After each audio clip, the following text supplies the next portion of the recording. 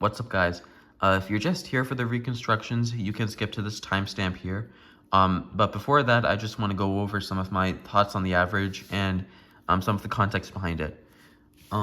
So first of all, this is definitely my proudest accomplishment yet in cubing.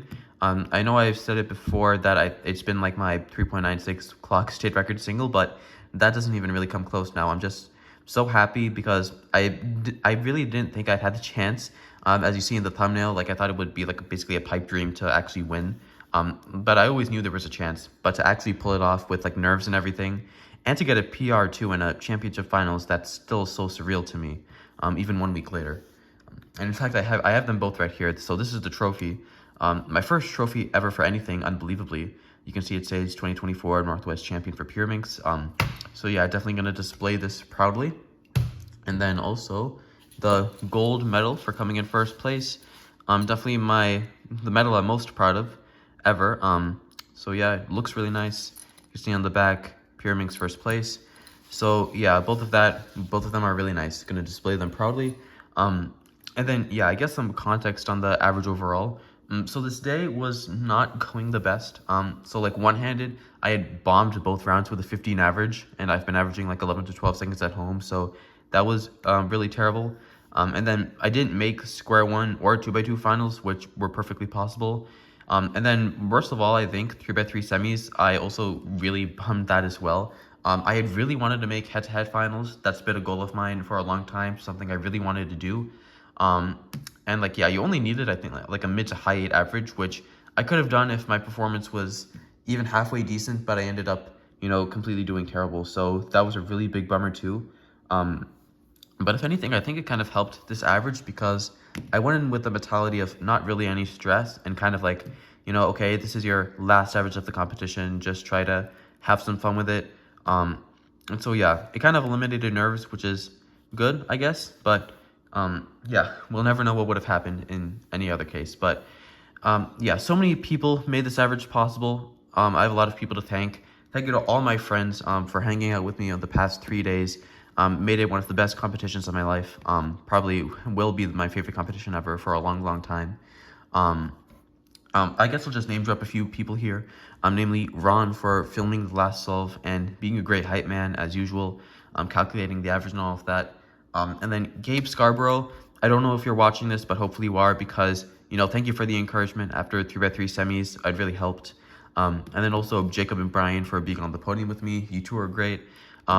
But yeah, there are not too many people to name drop right here, but you know who you are, and thank you. So yeah, with that out of the way, let's finally get into the reconstructions. Yeah, I'll put them on screen this time. Usually I don't, but for this video I will. So yes, this is right. So this unbelievably was the worst solve at a 268, which is by far my best worst solve yet.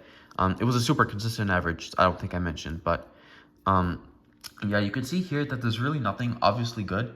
It's a 4-tip scramble plus no bars, no really obvious Vs.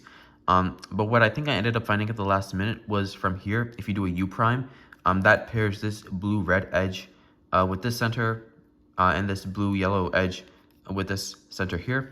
So I held it from this angle, set it down, did the tips like that, and did sort of a V move like that, and then solve the V like that. And then as I'm doing the last move for the V, I see that this red-green edge is going to end up here with red facing here. So I basically went directly into doing that L for E. So it ended up not being that terrible. I'm still happy I ended up getting a good time on it because like if I had gotten a bad time, then that would have really like stressed me out for the rest of the solves. So it was nice to start this average out on a good note. Okay, so this was the second scramble. I'm making sure I'm getting them right. Yes, this is it. Okay, so on this one, I saw a 3-move V on yellow. You could do by, from this angle, doing a U, R prime, L, because that pairs this yellow-red edge with the center here, and then plus it'll also bring this yellow-blue edge down here as well. So yeah, I think the optimal thing to do would be to do it from the back, but for this average, I thought I'd play it a bit safe because I wanted to secure a podium, so I kind of did it from this angle, like that, do the V like that, and then rotate L3 like that. So maybe it wasn't the best execution, but I don't know. In retrospect, I'm happy that like I did the solutions that I did, because anything else I might have choked and gotten bad times. But yeah, what are you gonna do? Okay, so this is the third one. Yeah, this is right.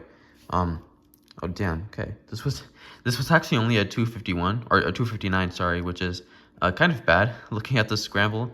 Damn. Okay, I kind of messed up. So I think the obvious thing to do is, and what a lot of people did was on yellow, you can solve the entire bottom V in 3 moves like that, which gives you this student case. And then what I found looking at the scrambles, like another thing you could do, what I think is a 7-move body, is that after making this yellow-red bar, you can do a inverse lefty sexy move and then just solve it like that, which is a 7-move body, which is pretty crazy. But I didn't see any of that, and the reason why I didn't do either of those solutions was that it'll leave me with this tip combo of 3 bottom tips, which is pretty bad for me and something I usually tend to mess up on. And so alternatively, what I did was that I forgone whatever the word is, but I just didn't do the entire V and instead held it from this angle. Did the tips like that, which is much better for me. Did the 2-move V, and then I saw that this blue-green edge was going to end up here, which means that afterwards I was going to do like a U like that, and then just did the L free like that. So yeah, I'm kind of happy that I did that solution because I didn't choke on it. Okay, and this is the 4th solve. Yeah, this is it. Okay, so again, here, there's really nothing that obvious, but something that I'm really happy that I found is on red.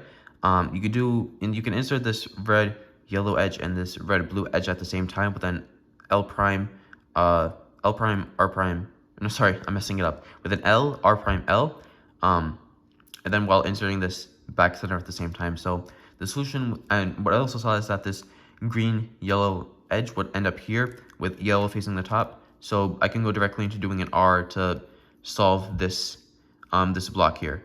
So all that sounds complicated, but what it really is just this L prime, solving the center, R prime L, then going directly into doing that, and then that L free.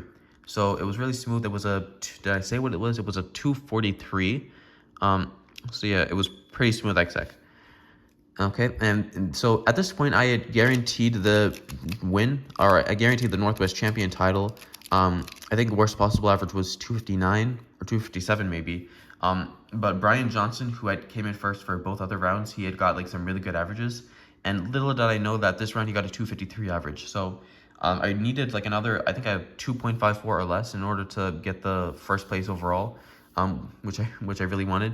At the time, I didn't know at the time of the solve, but in retrospect, it's really nice that I clutched it out like that. So yeah, here you can either do the yellow or a blue V. I didn't really see anything nice on yellow, but on blue, you could do a what's this? Yeah, 3-move V. It's pretty simple. U R prime L, and that brings this yellow green edge down here with yellow facing U. And so I need to do a U prime after I did the V. So the entire solution was just that 3-move V, that, and then inserting it like that. And then what I should have done was that done a U prime like that, and that just leaves me with a 3-move insert. But instead I did a U here, and that just left me with this this cycle. So yeah, it definitely could have been like a low 2 if I did it more efficiently, but I still was able to execute it smoothly, get a, what was this? It was a 2.51 to get a 2.51 average and winning the competition. So yeah, these solves were, in retrospect, pretty flawed. I'd be happy to see how other people do them in the comments, but yeah, still happy that I was able to get something representative of what I average at home, like a mid-2 average, and so I can't wait to bring this down further in future competitions. So once again, thank you to everyone at the competition, and thanks for watching.